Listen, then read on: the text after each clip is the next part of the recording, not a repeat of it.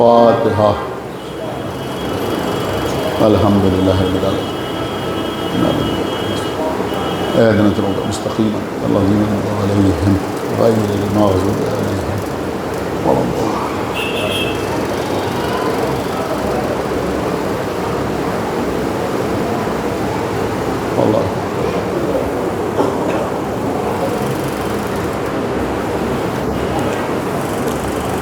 اعوذ باللہ السمیع العلیہ العظیم من الشیطان اللعین الرجیم۔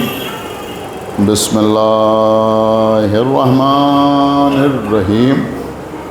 الحمد للہ الذی ہدانا لہذا وما كنا لنهتدي لولا أن هدانا الله لقد جاءت رسل ربنا بالحق الصلاة والسلام على صاحب الدين والإسلام والحل والحرام والركن والمقام والصلاة والصيام والسجود والقيام والشريعة والأحكام والحجة والبرهان والمحبة والعرفان والحق والبيان والكتاب والقرآن سيدنا ونبينا وشفيعنا ومولانا ومولى الثقلين جد الحسن والحسين ابو القاسم محمد وعلى اہل بیتہ الطیبین الطاہرین المعصومین المظلومین المنتخبین المنتجبین الذین اذهب اللہ عنہم الرجس وطہرہم تطہیرا۔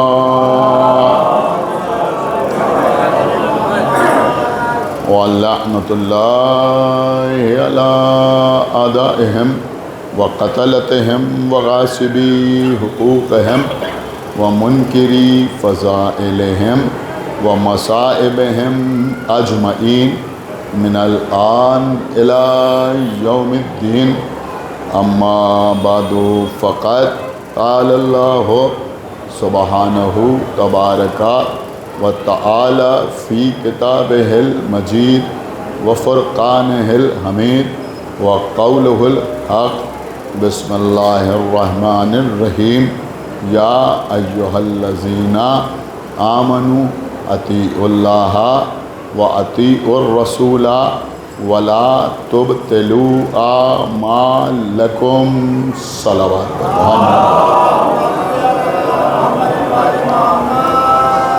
حضرات، مسلسل آپ سے گفتگو کا سلسلہ جاری رہا۔ آج اس سلسلے کی آخری مجلس ہے۔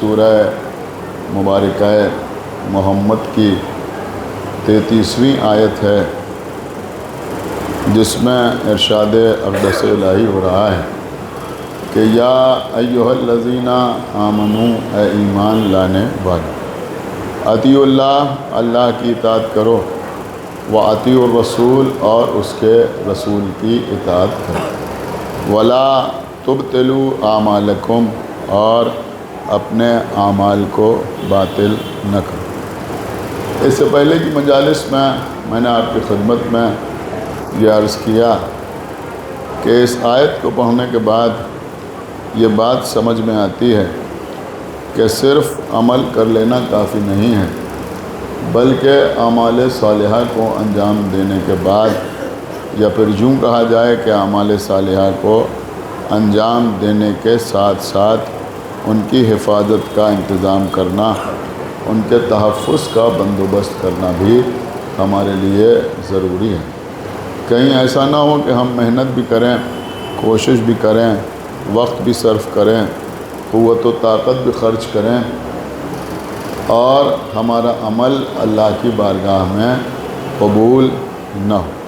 تو اعمال کی قبولیت کے لیے ضرورت اس بات کی ہے کہ ہم اللہ کی بھی اطاعت کریں اور اس کے رسول کی بھی اطاعت کریں۔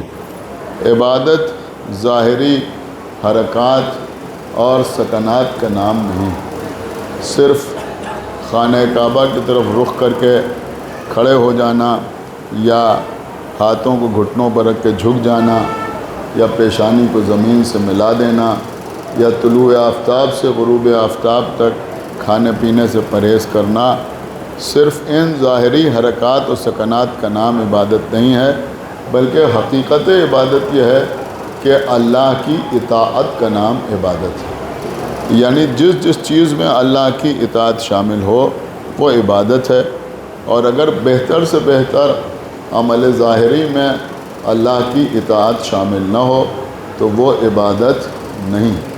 میں ایک دو باتیں اس سلسلے میں آپ کی خدمت میں عرض کروں گا کہ بے شک نماز ایک بہترین عمل بھی ہے اور بہترین عبادت بھی ہے، لیکن اگر کوئی شخص کسی غصبی جگہ پر کھڑے ہو کر نماز پڑھ رہا ہے تو وہ نماز نہیں ہے بلکہ توہین نماز ہے۔ کیوں توہین نماز ہے؟ کہ اس لیے کہ غصبی جگہ پر کھڑے ہو کر نماز پڑھنے میں اللہ کی رضا شامل نہیں ہے، اللہ کی مرضی شامل نہیں ہے۔ تو کیونکہ اللہ کی مرضی شامل نہیں ہے تو پھر ہمارا یہ عمل اللہ کی اطاعت کے دائرے سے خارج ہوگا۔ بہت توجہ آپ حضرات کے چاہتا ہوں، اگر ہمیں حکم دیا گیا ہے کہ ہم وضو کر کے نماز پڑھیں اور ہم بغیر وضو کیے ہوئے نماز پڑھنا شروع کر دیں تو وہ ہماری نماز بھلے ہم خانہ کعبہ کی طرف رخ کر کے پڑھیں، بھلے ہم خضوع و خشوع کا مظاہرہ کریں، بہترین قرأت کے ساتھ سوروں کی تلاوت کریں، بہترین انداز سے رکوع اور سجود میں طول دیں، لیکن وہ نماز نہیں ہوگی۔ کیوں؟ کہ اس لیے کہ ہم نے بغیر وضو کیے ہوئے نماز پڑھی۔ وضو کرنا ہمارے لیے لازم و واجب ہے۔ کیوں لازم و واجب ہے؟ کہ اس لیے کہ اللہ نے حکم دیا ہے اور رسول اللہ نے اللہ کا یہ حکم ہم تک پہنچایا ہے، لہذا وضو شرط نماز ہے، اور جب تک ہم وضو نہ کریں اس وقت تک ہماری نماز نہیں ہوگی۔ لیکن اس کے ساتھ ساتھ یہ مسئلہ بھی آپ اچھی طرح جانتے ہیں کہ اگر وضو کے لیے پانی موجود نہ ہو، یا مثلاً ہم وضو کریں تو ہماری صحت کے لیے وہ نقصان دہ ہو، تو ہم وضو کے بجائے تیمم کر لیں اور نماز پڑھ لیں۔ لیکن میں آپ کی خدمت میں یہ عرض کروں گا کہ یہ سب جو مسائل بیان ہوتے ہیں کہ اگر کھڑے ہو کے نماز نہ پڑھ سکو تو بیٹھ کے نماز پڑھ لو، بیٹھ کے نماز نہ پڑھ سکو تو لیٹ کے نماز پڑھ لو، تو اس کا یہ مطلب قطعی نہیں ہے کہ ہمارے گھٹنوں میں ہلکا پھلکا درد ہو رہا ہے تو ہم بیٹھ کے نماز پڑھ لیں، ہم کسی دن بہت زیادہ تھک گئے ہیں تو ہم بیٹھ کے نماز پڑھ لیں۔ نہیں، آپ بات کو سمجھیں، اگر کھڑے ہو کے نماز نہ پڑھ سکو تو بیٹھ کے نماز پڑھو۔ ایک صلوات پڑھے بر محمد و آل محمد۔ اب میرے خیال میں یہ تو آپ میری طرف متوجہ ہیں بھائی، ایک صلوات پڑھے بر محمد و آل محمد۔ تو اگر کھڑے ہو کے نماز نہ پڑھ سکو تو بیٹھ کے نماز پڑھ، یعنی اگر تم میں قوت نہیں ہے، طاقت نہیں ہے کہ تم کھڑے ہو کے نماز پڑھ سکتے ہو، تب تمہیں اجازت ہے کہ تم بیٹھ کے نماز پڑھ۔ یہی مسئلہ قبلہ وضو کا ہے کہ اگر آپ وضو کر رہے ہیں اور آپ کے پاس وضو کے لیے پانی نہیں، وضو کے لیے پانی نہ ہونے کا یہ مطلب قطعی نہیں ہے کہ آپ کے گھر میں جو اوور ہیڈ ٹینک ہے اس پہ پانی ختم ہو گیا ہے۔ نہیں، وضو کے لیے پانی نہ ہونے کا مطلب یہ ہے کہ جو واجب وضو ہے اس کے لیے جتنا پانی درکار ہے اگر وہ بھی آپ کے پاس نہیں ہے اور آپ تھوڑا آگے پیچھے جائیں تو کہیں آپ کو اتنا پانی بھی دستیاب نہ ہو، تب آپ کے لیے اجازت ہے کہ آپ تیمم کر کے نماز پڑھ لیں۔ تو وہ پانی کتنا چاہیے؟ کہ صاحب جو واجب وضو ہے وہ صرف 3 چلو پانی میں ہو جاتا ہے۔ صلوات پڑھیں بر محمد و آل محمد۔ دیکھیں میری بات کو سمجھیں، یہ آپ جو کلی کرتے ہیں، ناک پہ پانی ڈالتے ہیں، یہ بھی ضروری ہے، لیکن اگر پانی کم ہو تو صرف 3 چلو پانی سے، یعنی 1 چلو پانی آپ چہرے پہ ڈالیں، چہرہ دھو لیں، 1 چلو سے دائنا ہاتھ، دوسرے چلو سے بایاں ہاتھ آپ نے دھو لیا، آپ کا وضو مکمل ہو گیا۔ سر کا مسح کر لیا، پیر کا مسح کر لیا۔ اب سر کا مسح کرنے کے لیے الگ سے آپ کو پانی نہیں چاہیے، پیر کا مسح کرنے کے لیے الگ سے پانی نہیں چاہیے. اگر کوئی سر کا مسح کرنے کے لیے ہاتھ پر الگ سے پانی ڈالے تو سر کا مسح باطل ہو جاتا ہے. بہت توجہ آپ حضرات کی چاہتا ہوں. اسی لیے پیر کا مسح کرنے کے لیے بھی الگ سے پانی نہیں لیا جائے گا، بلکہ جس پانی سے آپ نے اپنے ہاتھوں کو دھویا ہے انہی سے سر کا مسح کرنا ہے اور انہی سے پیر کا مسح کرنا ہے. ایک صلوات پڑھیں ہمارے محمد دیکھیں قبلہ، یہاں پر ایک لطیف سی بات میں آپ کی خدمت میں عرض کر دوں. اکثر لوگ ہم سے پوچھتے ہیں کہ ذات یہ داڑھی کے سلسلے میں قرآن میں کہاں حکم ہے، حدیث میں اس کا تذکرہ کہاں ہے؟ تو اب قرآن میں کہاں ہے، حدیث میں کہاں ہے، وہ اس وقت موضوع نہیں ہے. لیکن میں صرف ایک بات آپ کی خدمت میں عرض کر رہا ہوں. اور دیکھیں میں سمجھتا ہوں یہ چھوٹے چھوٹے مسئلے ان چھوٹے چھوٹے بچوں تک ضرور پہنچنا چاہیے کہ بھائی آپ میری طرح متوجہ نہ، قبلہ آپ سے کرنا. ایک صلوات پڑھیں پر محمد. تو یہ جو مسح آپ کرتے ہیں، بہت توجہ، تو مسئلہ کیا ہے کہ آپ نے دونوں ہاتھوں کو دھویا. ہاتھوں کو دھونے کے بعد انہی گیلے ہاتھوں سے، نم ہاتھوں سے آپ نے سر کا مسح کیا اور انہی سے آپ نے پیر کا مسح کیا. دیکھیں بہت توجہ چاہتا ہوں، اس پر شدت کی گرمی پڑ رہی ہے. دیکھیں میں مسئلہ بیان کروں آپ کی خدمت میں، شدت کی گرمی پڑ رہی. تو اگر شدت کی گرمی پڑ رہی ہے، آپ نے اپنے دونوں ہاتھوں کو دھویا اور مثلاً آپ کے ہاتھ خشک ہو گئے، سوکھ گئے، اب آپ کی انگلیوں میں پانی ہی نہیں ہے. تو جب پانی ہی نہیں ہے تو اس سے سر کا مسح کیسے کریں، پیر کا مسح کیسے کریں؟ آپ میری بات سمجھ رہے ہیں؟ الگ سے پانی لینے کا آپ کو حکم نہیں ہے، آپ کو اجازت نہیں ہے کہ آپ پھر سے ہاتھ جو ہے وہ بھگوئیں اور اس کے بعد سر کا مسح کریں اور پیر کا مسح کریں. تو آپ ایسے موقع پر پانی کہاں سے لیں گے؟ دیکھیے اگر انسان کے چہرے کے اوپر داڑھی ہے، بہت توجہ آپ حضرات کی، تو یہ داڑھی جو ہے ظاہر سی بات ہے کہ چہرہ جلدی خشک ہو جائے گا اور یہ بال جو ہیں یہ ذرا دیر میں خشک ہوتے ہیں، تو داڑھی میں پانی رہتا ہے. سن رہے ہیں؟ تو حکم کیا ہے کہ ایسے موقع پر تم اپنی داڑھی سے پانی لے لو. اب ہاتھوں میں نمی آ جائے گی اگر داڑھی سے ہم پانی لے لیں، اسی پانی سے ہم سر کا مسح کریں اور اسی سے ہم پیر کا مسح کریں. لیکن اب ایک سوال ہوگا کہ خواتین کیا کریں؟ ایک صلوات پڑھیں پر محمد وآل. خواتین کیا کریں؟ لیکن بہت توجہ،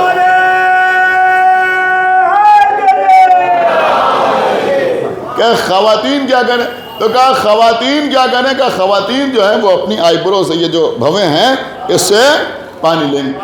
بہت توجہ، آپ سر کے بالوں سے پانی نہیں لیں، اس لیے کہ سر کے بال تو ظاہر سی بات ہے کہ انہوں پانی گیا ہی نہیں ہوگا اس وقت، اس لیے کہ چہرہ دھویا جائے گا، ہاتھ دھوئے جائیں گے. تو جب چہرہ دھویا جائے گا تو بھویں جو ہیں ان میں پانی ہوگا، جیسے آپ کی داڑھی میں پانی ہوگا. تو آپ تو داڑھی سے پانی لیں گے. وہ کہاں سے پانی لیں گے؟ اگر ہاتھ خشک ہو جائے، یعنی یہ کنڈیشن ہے کہ اگر مثلاً ہاتھ خشک ہو گئے تو اب کیسے مسح کریں؟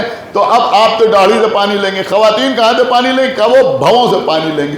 اب جو لوگ پوچھتے ہیں کہ صاحب داڑھی نہ رکھنے کا نقصان کیا ہے، تو داڑھی نہ رکھنے کا ایک نقصان یہ ہے کہ اگر ایسا مسئلہ آ جائے اور کسی مرد کے چہرے پر داڑھی نہ ہو تو وہ بھی عورتوں کے حکم میں آ جاتا ہے. ایک صلوات پڑھ دے محمد وآل. ایک باواز بلند صلوات پڑھے محمد وآل. ایک صلوات اور پڑھ دے محمد وآل.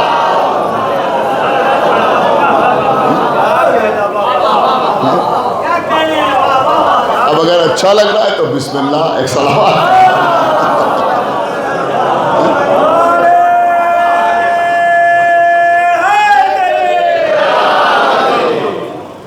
سمجھ رہا؟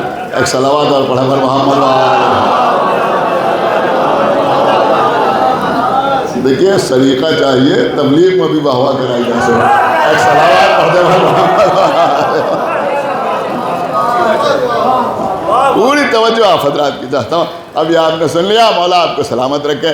اب ایک چھوٹی سی بات اور میں آپ کی خدمت میں عرض کروں، اور یہ ایک ایسا مسئلہ ہے. دیکھیے بہرحال یہاں 4 مجلسیں پڑھیں، اب زیادہ وقت نہیں ہوتا، پھر کبھی انشاءاللہ اگر وقت ملا تو کچھ باتیں آپ کے سامنے عرض کروں گا. ابھی بعد والی مجلس بھی ہوتی ہے. تو دیکھیے ایک چھوٹا سا مسئلہ اور ہے جو مسلمان بڑے فخر کے ساتھ دوسروں کے سامنے بیان کرتے ہیں. وہ کیا ہے؟ اسی وضو سے متعلق. اب وضو کی بات آ گئی تو وضو ہی سن لیجیے. وہ یہ ہے کہ اگر تمہارے پاس صرف واجب وضو کرنے بھر کا پانی ہو، اب وہ پانی کتنا ہو سکتا ہے؟ میرے خیال میں آدھا گلاس پانی کافی، بس اتنا ہی ہو جائے گا نا. 3 چلو پانی تو آ ہی جائے گا. ایک نارمل گلاس جو ہوتا ہے، اب وہ آج کل چائے میں جو گلاس چل رہے ہیں میں اس کی بات نہیں کر رہا ہوں جسے پتہ نہیں چلتا کہ چائے پلائی جا رہی ہے یا پولیو ڈراپ پلائے جا رہے ہیں. ایک صلوات ایک صلوات اور پڑھنے پر تو میں اس گلاس کی بات نہیں کر رہا ہوں، لیکن ایک نارمل گلاس جو ہوتا ہے قبلہ، تو میں سمجھتا ہوں کہ آدھا گلاس پانی بھی ہو تو اتنا کافی ہے نا واجب وضو کرنے کے لیے. ورنہ وضو آپ ہمیشہ کیجئے اتنا، یہ میرا پڑھنے کا قطعی مطلب نہیں ہے کہ آج سے سب ایسے ہی وضو کریں، نہیں ویسے ہی وضو کرنا ہے، لیکن واجب وضو یعنی اگر پانی نہیں ہے، کم ہے، تو پھر کم سے کم اتنا آپ وضو کر سکتے ہیں کہ ایک چلو پانی سے چہرہ دھویا اور ایک چلو سے دائنا ہاتھ اور ایک چلو بائیں ہاتھ پہ مارا ڈالا اور ہاتھ کو دھو لیا تو آپ کا وضو ہو گیا، اس سے مسح کر لیا. اب اگر صرف ہمارے پاس، دیکھیں فخر کے ساتھ اس مسئلے کو تمام مسلمان اقوام عالم کے سامنے بیان کرتے ہیں کہ بھئی دیکھو اسلام کس چیز کا نام، اسلام مخلوق کا کتنا خیال رکھتا ہے کہ اگر تمہارے پاس صرف 3 چلو پانی ہو اور تم وضو کرنے جا رہے ہو اور تمہارے سامنے پیاسی بلی آ جائے، ایک صلوات پڑھتے پر محمد وآلہ، پیاسی بلی آ جائے، بکرا نہیں آ جائے، بکری نہیں، گائے نہیں، بلی آ جائے. فرق ہے نا دونوں، حلال جانور نہیں، حرام جانور. بلی حلال جانوروں میں نہیں ہے نا، حلال جانور ہے. یہ الگ بات ہے کہ کتے کی طرح نجس نہیں ہے، آپ سمجھ رہے ہیں، پاک ہے. بہت توجہ، پاک تو ہے، بلی جو ہے وہ پاک ہے، پاک جانوروں میں ہے، لیکن حلال جانوروں میں نہیں، حرام جانوروں میں ہے. اب جب لوگوں کے پاس پیسہ بڑھتا ہے تو بہت سے شوق بھی بڑھتے ہیں. ایک صلوات پڑھے پر محمد وآلہ. اب آج کل یہ شوق بھی خوب بڑھ رہا ہے اور ایک سے ایک مہنگی مہنگی بلیاں لوگ پال رہے ہیں. بہرحال یہاں مومنین بیٹھے ہیں، اب میں کیا آپ کی خدمت میں عرض کروں، ٹھیک ہے پال سکتے ہیں، کوئی مسئلہ نہیں ہے، لیکن اس میں ایک مسئلہ ضرور، ایک بات ضرور.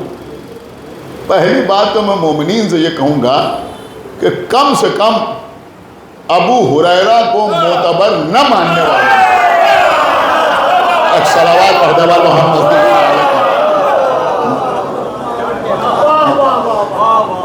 میری بات دیکھیں بری نہ لگے، ایک صلوات اور پڑھے پر محمد. دیکھیں قبلہ غربائے مومنین جو ہیں ان پر تبلیغ تو نہایت آسان، جو چاہے کہہ لیجیے. آپ مجھے معاف کریں، بیچارے غربائے مومنین جو چاہے وہ انہیں آپ کہہ لیجیے. لیکن اب یہ معاملے وہ ہیں کہ جہاں تبلیغ کے تیر جو ہیں وہ کریمی لیئر کی طرف جاتے ہیں، جیسے مثلا حجاب کا مسئلہ، ایک صلوات پڑھے پر محمد وآلہ محمد. تو اب یہ بھی ظاہر سی بات ہے کہ بیچارے غربا کا شوق ہی نہیں ہے. وہ پرشین کیٹ آ رہی ہے، یہ آ رہی ہے، وہ آ رہی ہے، لوگ گھروں میں پالے ہوئے ہیں. تو میں ایک مسئلہ، اب آپ جا کے دیکھ لیجیے گا، آپ جس کی بھی تخلیق کرتے ہو توضیح المسائل میں، کہ کیا لکھا ہوا ہے. یوں بلی نجس تو نہیں ہے، یہ بات صحیح، نجس نہیں، ہاتھ چھو جائے تو آپ کا ہاتھ نجس نہیں ہوگا. لیکن اگر بلی کے بال آپ کے کپڑوں پر لگے ہوئے ہیں تو نماز نہیں ہو سکتی. صلوات پڑھنے پر محمد وآلہ، نماز نہیں ہو. اس سے بات آپ سمجھ لیں. اور میں سمجھتا ہوں کہ کوئی شخص محبت اور پیار کے ساتھ بلی پالنے والا اس سے بچ نہیں سکتا. ایک صلوات پڑھے پر محمد وآلہ. تو بہرحال تو بلی جو ہے وہ پاک ہے، نجس نہیں، لیکن حرام جانور ہے، اس سے تو کوئی انکار نہیں کہ حرام جانور ہے. اب آپ فخر کے ساتھ کہتے ہیں صاحب پانی، تھوڑا سا پانی ہے، اگر پیاسی بلی سامنے آ جائے، پیاسی بلی، اور 3 چلو پانی آپ کے پاس ہے راجو صاحب، 3 چلو پانی ہے اور پیاسی بلی سامنے آ گئی، چاہے آپ کے گھر کی پلی ہو چاہے باہر کی پلی ہو، کوئی بھی اگر پیاسی ہے تو حکم کیا ہے کہ اسے پلا دو اور خود تیمم کر کے نماز پڑھ لو اگر پانی نہ ہو. سن رہے ہیں؟ یہ ہے دین، یہ ہے اسلام جو مخلوق کا اتنا خیال رکھتا ہے. وہ حلال نہیں ہے، جائز نہیں ہے، لیکن اگر پانی کم ہے اور وہ پیاسی ہے تو اسے پلا دو اور خود تیمم کر کے نماز پڑھ لو. اللہ اس کو قبول کرے گا۔ حالانکہ اسی لیے میں نے پہلے تھوڑی وضاحت کی کہ تیمم کر کے نماز پڑھنا بھی اتنا آسان نہیں ہے۔ آپ اس کے مسائل پڑھیے گا جا کے کہ تیمم کر کے نماز پڑھنا اتنا آسان نہیں ہے۔ جو لوگ سمجھ لیتے ہیں سردی ہو رہی ہے، ٹھنڈک ہو رہی ہے، ان کا تیمم نہیں، تب تیمم نہیں ہوگا، بلکہ تیمم کے معاملات مسائل جو ہیں وہ بالکل الگ ہیں۔ یعنی اگر واقعی آپ کی صحت کے لیے خطرناک ہو رہا ہے، آپ کی جان کے اوپر بنی ہوئی ہے، یا پانی کہیں مل ہی نہیں رہا ہے، اور 1-8 گھنٹے کے بعد بھی جب تک نماز کا وقت ہے پانی ملنے کی کوئی امید نہیں ہے، تب کہیں تیمم کی باری آتی ہے۔ لیکن اگر بلی پیاسی سامنے آ گئی، پانی تھا بھی، تو پانی اسے پلا دو، خود تیمم کر کے نماز پڑھ۔ یہ بات سب کی سمجھ میں آ گئی۔ لیکن اب یہاں پر صرف ایک بات میں آپ کی خدمت میں عرض کرنا چاہتا ہوں۔ ماشاءاللہ جن کو آنا تھا وہ بھی آ گئے، مولا آپ کو سلامت رکھے۔ آج اس سلسلے کی آخری مجلس ہے تو کوئی بات تو خاص تبرکاً لوگوں تک پہنچنا چاہیے، بہت توجہ۔ اب عزیزوں، ہم حالانکہ ایسا میرے خیال میں شاید ہی کسی کے ساتھ ہوا ہو یہاں جتنے لوگ بیٹھے ہوئے ہیں، لیکن مثلا کسی دن ہم وضو کر رہے تھے اور بلی سامنے آ گئی، پانی اس کے علاوہ تھا نہیں، ہم نے بلی کو پانی پلا دیا، خود تیمم کر کے نماز پڑھ لی۔ آپ مجھے یہ بتائیے کہ یہ جو ہم نے بلی کو وضو کا پانی پلا دیا تو اجر ہمیں ملے گا یا بلی کو؟ آپ شاید کہیں پہنچے نہیں ہیں جہاں میں آپ کو لے جانا چاہتا ہوں۔ اجر کسے ملے گا؟ ہمیں ملے گا یا بلی کو؟ کیا وضو کا پانی پینے کی وجہ سے اللہ بلی کو حرام سے حلال کر دے گا؟ کیا وہ بال والا مسئلہ منسوخ ہو جائے گا؟ نہیں۔ کیا اللہ بلی کو شیر بنا دے گا؟ نہیں۔ بلی تو بلی ہی رہے گی۔ جو اجر ملے گا وہ ہمیں ملے گا کہ ہم نے اللہ کی ایک مخلوق کو پانی پلایا، تو پانی پلانے کا اجر ہمیں ملے گا۔ اس سے بلی کو کوئی فائدہ ہونے والا نہیں ہے۔ خدا جانے آپ وہاں پہنچے یا نہیں پہنچے جہاں میں آپ کو لے جانا چاہتا ہوں۔ اب جو لوگ چڑھ چڑھ کے ہمارے اوپر آتے ہیں کہ جب فلاں صاحب کا محاصرہ مدینے میں کر لیا گیا تو مولا علی نے ان کے لیے پانی بھیجا۔ نہیں آپ وہاں پہنچے ہی نہیں وہاں جہاں لے جانا چاہتا ہوں کہ اب مولا علی نے ان کے لیے پانی بھیجا۔ اگر مولا علی ان سے راضی نہ ہوتے تو انہیں پانی کیوں پلاتے؟ ارے بھیا، اگر ہم نے پیاسی بلی کو پانی پلا دیا تو اجر تو ہمیں ملے گا، بلی کو اللہ ناجائز سے جائز تھوڑی کر دے گا۔ وہ حرام سے حلال تھوڑی ہو جائے گی۔ تو بھائی جیسے ایک مومن کا دیا ہوا پانی پی کر بلی حرام سے حلال نہیں ہو جائے گی، ایسے ہی اگر امیر المومنین کسی کو پانی پلا دے تو وہ منافق مومن تھوڑی ہو جائے گا۔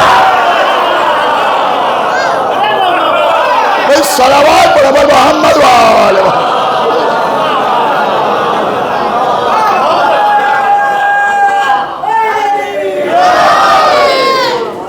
ایک صلوات اور پڑھ دے محمد وآلہ محمد۔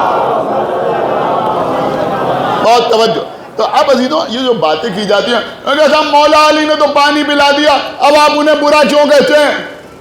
ایک جملہ آج کرنا، جتنے حضرات باہر بیٹھے ہیں جو اندر بیٹھے ہیں، جو سمجھ جائے گا وہ خاموش نہیں رہے گا۔ لوگ کہتے ہیں صاحب مولا علی نے انہیں پانی پلایا، آپ انہیں برا کیوں کہتے ہیں؟ ارے بھیا، علی نے انہیں تو پانی پلایا، ابن ملجم کو تو شربت پلایا۔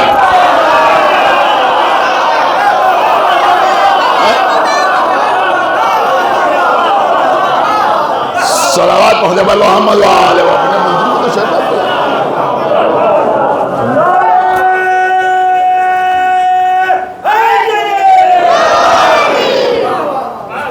ایک صلوات اور پڑھ دے محمد وآلہ محمد۔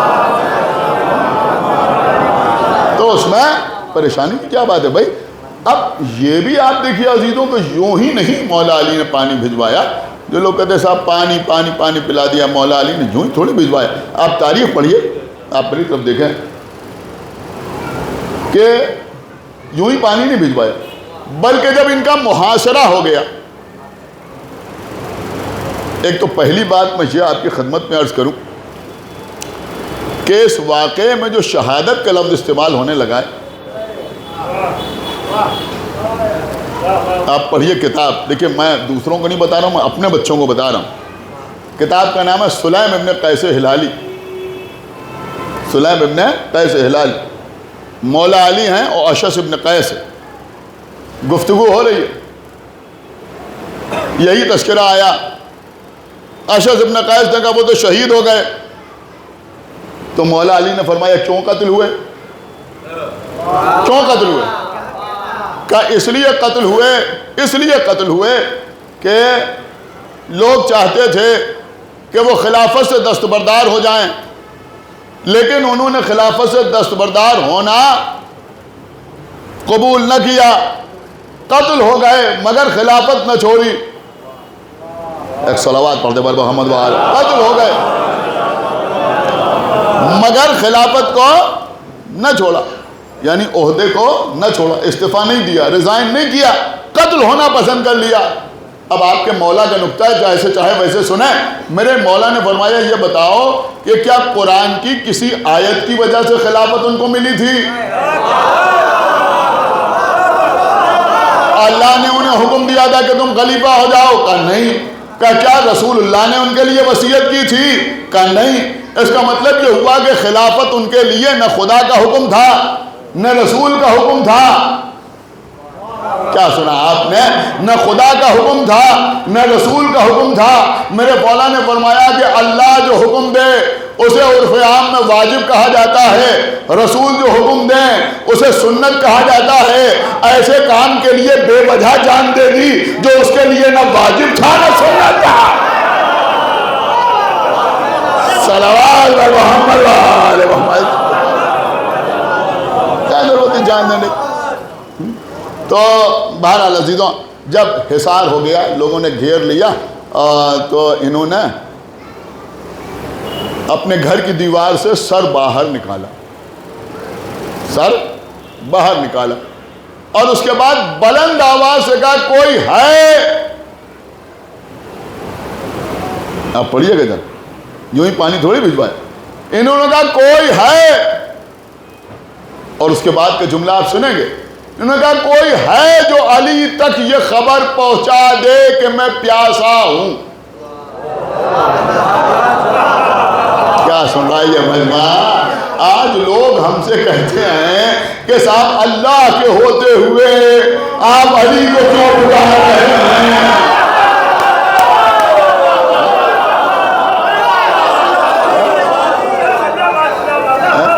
ایک صلوات پڑھ دے محمد وآل محمد۔ اللہ کے ہوتے ہوئے آپ علی کو کیوں پکار رہے ہیں؟ اب ہم نے تو دیکھا نہیں، لوگ بیان کرتے ہیں کہ صاحب قرآن بھی ان کے سامنے کھلا ہوا رکھا تھا، اس کا مطلب یہ ہوا اللہ بھی تھا قرآن بھی تھا، مگر پکارنا پڑا علی کو۔ کیا کوئی ہے جو علی تک یہ خبر پہنچا دے کہ میں پیاسا ہوں؟ جب میرے مولا تک یہ خبر پہنچائی گئی تب علی نے پانی بھجوایا۔ میں کہوں گا یا علی آپ کو پانی بھجوانے کی ضرورت کیا تھی؟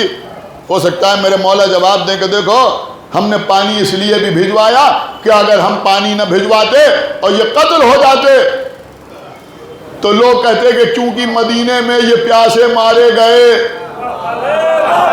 کیا سنا یار؟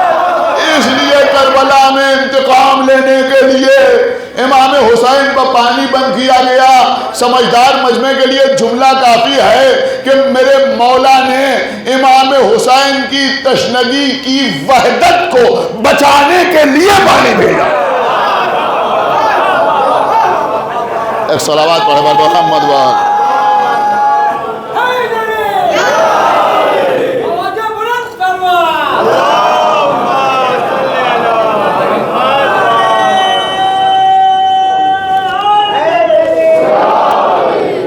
ایک صلوات اور پڑھ دے پر محمد دیکھیں میں بڑی سمپل سی بات آپ کی خدمت میں عرض کروں کہ ابھی ہمیں یہاں بھی مجلس پڑھنا ہے اور وہاں بھی مجلس پڑھنا ہے، دونوں جگہ کا ہم سے وعدہ تھا۔ ہم یہاں مجلس پڑھنے کے لیے نہ آتے کہ ہماری طبیعت بہت خراب ہو رہی ہے، اب وہاں مجلس پڑھ دیتے تو لوگ کہیں گے کہ صاحب اگر طبیعت خراب تھی تو وہاں بھی نہ پڑھتے۔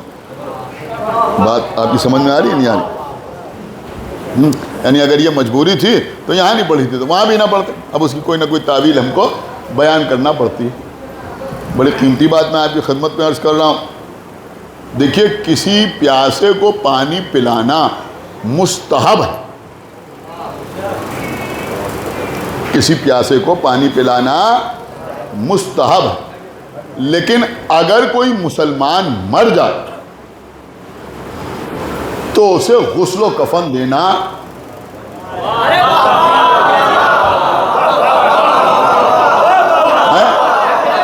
اس کی نماز جنازہ پڑھنا یہ واجب ہے۔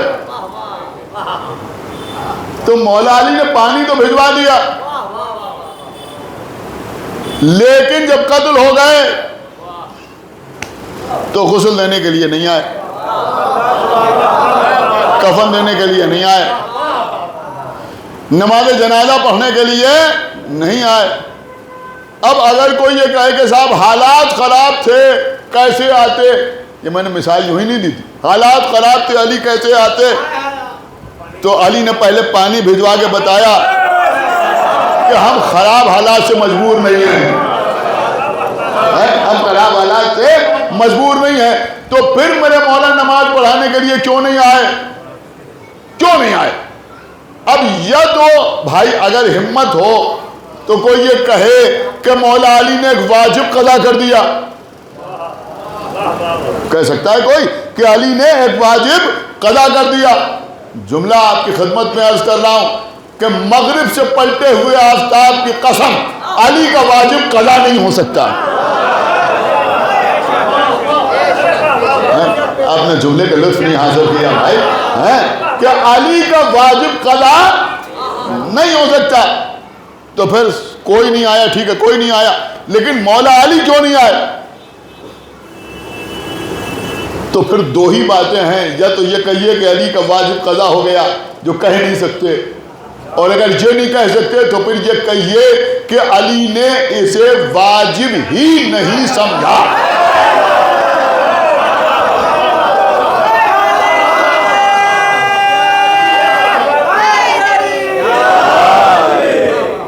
یہی معاملہ ہے نا، یہ ماننا پڑے گا کہ مولا علی نے اسے واجب ہی نہیں سمجھا، اور مولا علی نے واجب نہیں سمجھا اس کا مطلب یہ ہوا کہ انہیں مومن ہی نہیں سمجھا، آپ نے مسلمان ہی نہیں سمجھا، ورنہ علی پر بھی واجب تھا کہ ان کے غسل و کفن میں شریک ہوتے۔ ایک بات ذرا ہٹ کے عرض کر دوں اور بس اس کے بعد ربط مسائل، چلیے مولا علی نہیں آئے، علی کی مرضی۔ اکثر ایسا ہوتا ہے کہ کوئی مسلمان غیر مسلم حضرات کے درمیان رہتا ہے، اکیلا گھر ہے ان کے درمیان رہ رہا ہے، بہت سے ہوں گے، یہاں بھی ہو سکتا ہے کوئی بیٹھا، میں نے کہا بھائی ہم جس محلے میں رہتے ہیں وہاں شیعہ تو شیعہ ہوں گے، کوئی مسلمان ہی نہیں ہے دور دور تک، ہم تنہا رہتے ہیں۔ تو اگر ابھی تازے تازے جا کے رہیں تو بات الگ ہے، لیکن اگر کوئی ایک عرصے سے رہ رہا ہے، پیدائش سے رہ رہا ہے، اس کے والد بھی وہیں رہتے تھے، پرانا گھر ہے وہاں ان کے درمیان رہتے ہیں، تو پھر ان سے تعلقات بھی ہو جاتے ہیں، اٹھنا بیٹھنا بھی ہو جاتا ہے، اکثر شادی بیاہ میں بھی چلے جاتے ہیں، ان کے یہاں کوئی مر گیا تو اس کے ساتھ بھی چلے گئے شمشان تک مثلا، سارے کام ہو جاتے ہیں، کوئی مسئلہ نہیں ہے انسانیت کے تحت، ٹھیک ہے۔ اب عزیزوں اگر کسی ایسے شخص کا انتقال ہو جائے، وہ مسلمان لیکن اس کا انتقال ہو گیا، اب اہل محلہ نے اس کی ارتھی سجا لی، میں کہا ہم لے جا رہے ہیں کریا کرم کرنے کے لیے، سنیں جب میں عرض کر رہا ہوں بات کہیں جا رہی ہے قبلہ، میں نے کہا بھئی ہم تو ہمارے درمیان رہتا تھا، اٹھتا تھا بیٹھتا تھا، اب ہم لے جا رہے ہیں۔ اگر پاس والے محلے میں مسلمان ہیں تو وہ پہنچ جائیں گے، ارے بھائی یہ مسجد میں نماز پڑھنے آتے تھے، یہ کیا ہے؟ میں نے کہا ہمارے درمیان رہتے تھے، کہا ٹھیک ہے آپ کے درمیان رہتے تھے لیکن تھے تو مسلمان، یہ تکیے پہ دفن ہوں گے، قبرستان میں دفن ہوں گے، آپ کہاں لے جا رہے ہیں؟ ہم لے جائیں گے۔ اس کا مطلب یہ ہوا زندگی میں کوئی کسی کے ساتھ بھی رہے، آپ شاید سن نہیں رہے ہیں، زندگی میں کوئی کسی کے ساتھ بھی رہے لیکن اگر مر جائے تو کم سے کم اس کے آخری رسوم تو اس کے مذہب کے اعتبار سے ہی ادا ہوں گے نا۔ پڑوسی پہنچ جائیں گے، محلے والے نہیں، اگر کچھ کر رہے ہیں تو پھر دوسرے محلے کے لوگ آ جائیں گے، بھئی یہ مسلمان تھے، ان کے آخری رسوم اسلام کے اعتبار سے ادا ہوں گے۔ ٹھیک ہے مولا علی نہیں آئے، کوئی بات نہیں، لیکن مدینے میں اتنے مسلمانوں کی موجودگی میں یہودیوں کے قبرستان میں دفن ہو گئے۔ صلوات پڑھے پر محمد وآلہ محمد۔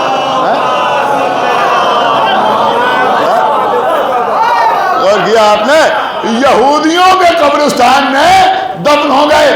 کسی مسلمان نے کھڑے ہو کے نہیں کہا ہم نے انہیں نماز پڑھتے دیکھا تھا،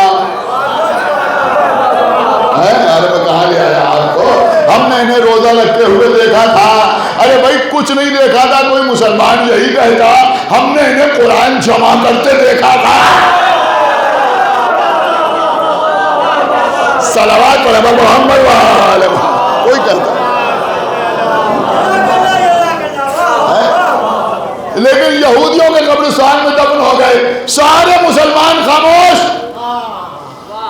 کہیں ایسا تو نہیں ہے کہ سارے مسلمان یہی مصرع پڑھ رہے تھے کہ پہنچی وہیں پہ خاک۔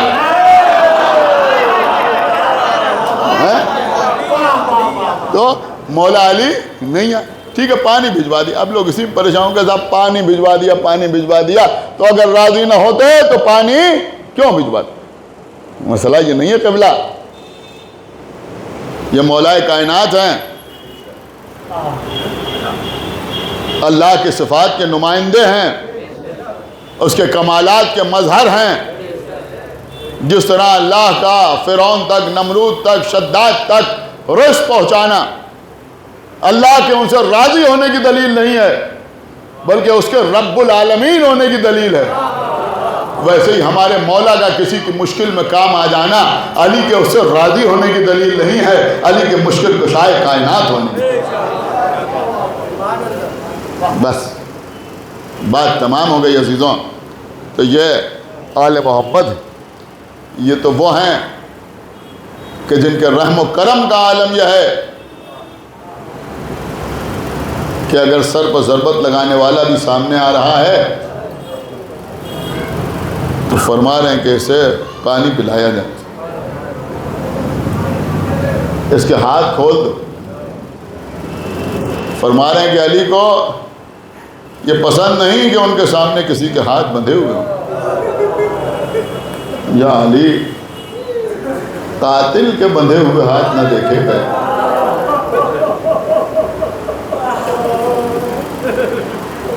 کربلا میں ہو رہا آیا،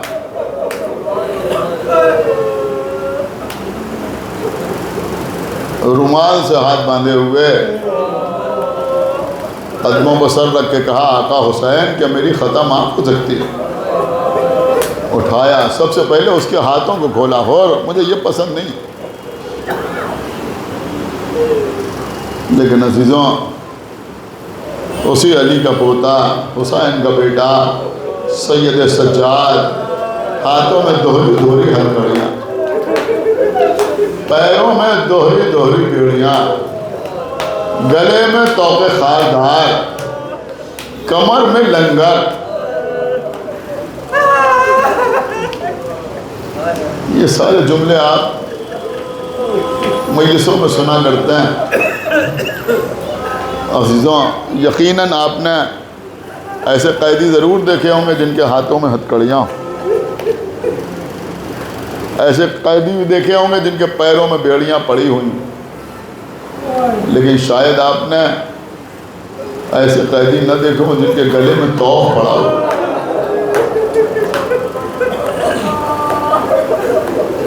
ہمارے یہاں اس کا رواج نہیں ہے۔ ایک وزنی کڑا ہوتا تھا لوہے کا، بہت وزنی، جو قیدی کی گردن میں ڈال دیا جاتا تھا۔ اس کا مقصد ہوتا تھا کہ قیدی سر جھکا کے چلے، سر اٹھا کے نہ چلے۔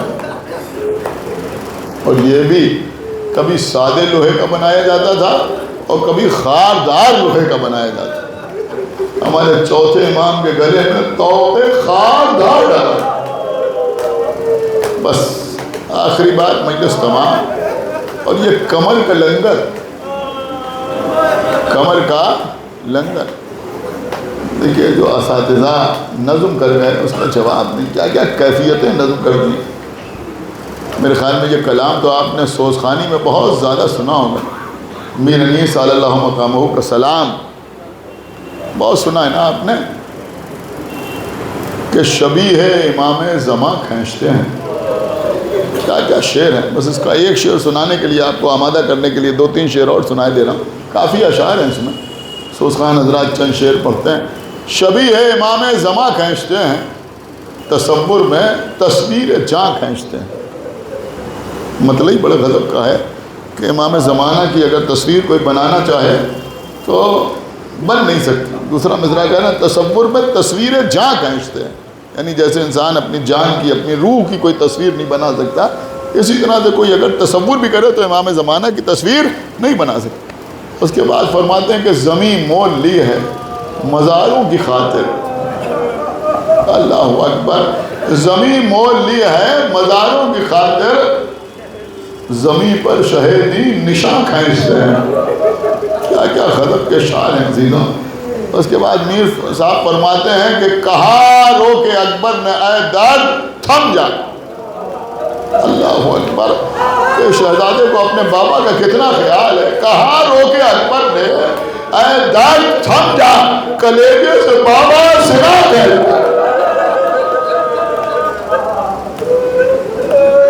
پکاری سکینہ دہائی ہے بابا، ستمگر میری بالیاں کھینچتے ہیں۔